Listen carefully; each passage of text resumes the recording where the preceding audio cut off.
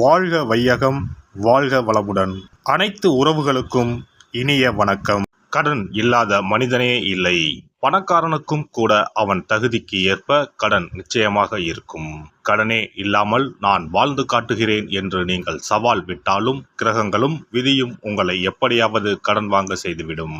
அப்படி கடன் தொல்லையால் அவதிப்படுபவர்கள் ஏராளமாக இருக்கச் செய்கின்றார்கள். பல்வேறு பரிகாரங்களை செய்து கடன் தீர வேண்டிக் கொள்கின்றனர். என்ன செய்தாலும் அவர்களுடைய கடன் மட்டும் தீர்ந்தபாடில்லை என்று புலம்புபவர்களுக்கு மிக எளிதாக செய்யக்கூடிய பரிகாரங்களை இந்த பதிவின் மூலம் பார்க்கலாம். கடன் வாங்காத மனிதர்களே இருக்க முடியாது என்பதுதான் யதார்த்தம். மனிதர்கள் மட்டுமா, எல்லா நாடுகளும் கூட கடன் வாங்குகின்றன. ஆனானப்பட்ட திருப்பதி வெங்கடாஜலபதி சுவாமியே கடன் வாங்கித்தான் கல்யாணம் செய்து கொண்டார். எனவே கடன் வாங்குவது சகஜம். அதை கட்டுப்பாட்டுக்குள் வைத்து வாழ்க்கையை செவ்வனே நடத்த வேண்டும் என்பதே பெரியோர்களின் கட்டளை. பசியோடு கூட உறங்கலாம், கடனோடு உறங்காதே என்பது ஆன்மீகம் காட்டும் அறிவுரை. ஜோதிடத்தில் நமது முன்னோர்கள் மிக முக்கியமான விஷயங்களை சூட்சமான முறையில் சொல்லியிருக்கிறார்கள். ஒவ்வொரு ராசிக்கும் கடன்கள் அடைவதற்காக என்னென்ன செய்ய வேண்டும், எவையெல்லாம் செய்யக்கூடாது, எந்தெந்த கடவுளை வழிபடலாம் என்ற பரிகார முறைகளையும் சொல்லியிருக்கிறார்கள். ஒவ்வொரு ராசிக்கும் 2ஆம் வீடு தனஸ்தானம் என்று அழைக்கப்படுகிறது. இதன் மூலம் ஒருவரின் பொருளாதாரம் சம்பந்தமான விஷயங்களை தெரிந்து கொள்ள முடியும்.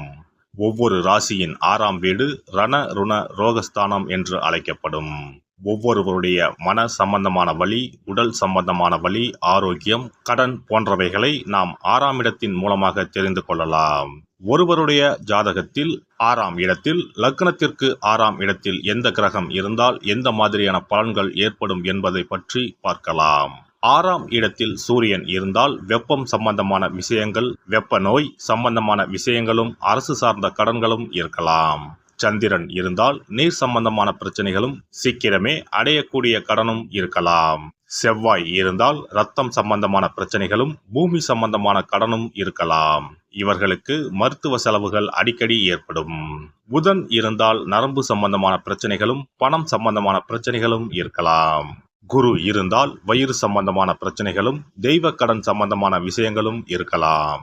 சுக்கிரன் இருந்தால் மறைவிடங்களில் பிரச்சனைகளும், கொடுக்கல் வாங்கலில் சில சிரமங்களும் இருக்கலாம். சனி இருந்தால் முழங்கால், முழங்கை, இடுப்பு சம்பந்தமான இடங்களில் பிரச்சனைகளும், பூமி சம்பந்தமான இடங்களில் பிரச்சனைகளும் இருக்கலாம். ராகு இருந்தால் முகம் சம்பந்தமான பிரச்சனைகளும், பூர்வீக வழியில் சொத்துக்கள் பிரச்சனைகளும் இருக்கலாம். கேது இருந்தால் ஞாபக மறதி சம்பந்தமான விஷயங்களில் சிறிது இரக்கங்களும், கையிருப்பு சம்பந்தமான பிரச்சனைகளும் ஏற்படும். இனி உங்கள் ராசிக்கான கடன் தொல்லை நீக்கும் வழிபாடுகள் என்ன, ஆன்மீகம் காட்டும் பரிகாரங்கள் என்னென்ன, செல்ல வேண்டிய ஸ்தலம் என்ன என்பதனை பற்றி காண்போம். உங்கள் வாழ்வில் கடன் அடைந்து வளமும் நலமும் செல்வ செழிப்பும் பெற்று வாழ்வில் உயரிய நிலையை அடைய எல்லாம் வல்ல எம்பெருமானை வேண்டி விரும்பி கேட்டுக்கொள்கிறேன். மிதுன ராசி. வடமொழியில் மிதுனம் என்பது தமிழில் இரட்டை என்று பொருள்படும். பஞ்ச பூதங்களில் காற்று தத்துவத்தில் பிறந்தவர்கள். இவர்களின் ராசி உபய ராசி எனப்படுகிறது. மிதுன ராசி இளவரசன் ராசி எனப்படுகிறது. மிதுன ராசிக்காரர்கள் இயற்கையிலேயே மிக மிக நிதானமாக இருப்பார்கள். எந்த ஒரு விஷயத்தை செய்வதாக இருந்தாலும் தீர ஆலோசனை செய்து செய்பவர்களாக இருப்பார்கள். இவர்களுடைய புத்தி நேர்பாதையில் செல்லக்கூடிய புத்தியாகவே இருக்கும். தொழில் விஷயத்தை பொறுத்தவரை இவர்களுக்கு சிறு மன வருத்தம் இருந்து கொண்டே இருக்கும். வேலை பார்ப்பவர்களை பொறுத்தவரை விரும்பிய பதவி உயர்வோ பணியிட மாற்றமோ எளிதில் கிடைக்காது. சில போராட்டங்களுக்கு பிறகே நினைத்தது நடக்கும். நல்ல உழைப்பாளிகளான இவர்கள் நல்ல சம்பாத்தியம் உடையவர்கள். எப்பொழுதும் பொருள் வரத்து இருந்தாலும் அதை தேவையில்லாமல் அனாவசியமாக செலவு செய்வர். எவ்வளவு சம்பாதித்தாலும் இவர்கள் கையில் பணம் பொருள் பெரிய அளவில் தங்காது. காரணம், இவர்களுடைய தனாதிபதி சந்திரனாக இருப்பதால் சலனம் இருக்கும். ரண ருணாதிபதியாக செவ்வாய் வருவதால் இவர்களுக்கு பூமி சம்பந்தமான விஷயங்களில் தடங்கல்கள் வரலாம். பணத்தை சேமித்து வைத்தால் மட்டுமே இவர்கள் பொருளாதாரத்தில் சிறந்து விளங்க முடியும். கையில் பணம் இருந்தால் செலவுகள் இருந்து கொண்டே இருக்கும். இவர்கள் வளர்பிறையில் செவ்வாய் வியாழன் ஆகிய நாட்களிலும், தேய்பிறையில் புதன் வெள்ளி ஆகிய நாட்களில் கடன் வாங்குவது கொடுப்பதை தவிர்க்கவும். கடன் அடைவதற்கான பரிகாரம், முருகனை வழிபட்டால் நன்மைகள் ஏற்படும். கிழக்கு வடக்கு ஆகிய திசைகளில் நின்று கடனை அடைப்பது நன்மை தரும். திங்கள் புதன் வெள்ளி ஆகிய கிழமைகளில் கடனை அடைப்பதை தொடங்கினால் சீக்கிரம் கடன் அடையும். மிதுன ராசிக்காரர்கள் செவ்வாய் ஹோரையில் செவ்வரளி மலரை முருகனுக்கு சமர்ப்பித்து கந்த சஷ்டி கவசம் பாராயணம் செய்வது அனுகூலத்தை கொடுக்கும். வேல் மாறல் வகுப்பு பாராயணம் செய்வது மாற்றத்தை கொடுக்கும், கடன்களை அடைக்கும். புதன் மற்றும் சுக்கிரன் ஹோரைகளில் கடனை ஆரம்பிக்க துவங்குவது நன்மையை கொடுக்கும். பழனி தண்டாயுதபாணி சுவாமி திருக்கோவிலுக்கு சென்று தரிசித்து வாருங்கள், நல்லதே நடக்கும். தினசரி சிறிது தயிர் சேர்த்து குளித்து வரவும், கடன்கள் நீங்கும். மாலை வேளையில் சூரிய தரிசனம் அஸ்தமனத்துக்கு முன் செய்து வரவும். சிறப்பு வழிபாடு. குலதெய்வ வழிபாடு குறைகளை தீர்க்கும். முந்தைய வினைகளின் காரணமாக உண்டான கடன் தொல்லைகளிலிருந்து மீள குலதெய்வ வழிபாடு உங்களுக்கு துணை செய்யும்.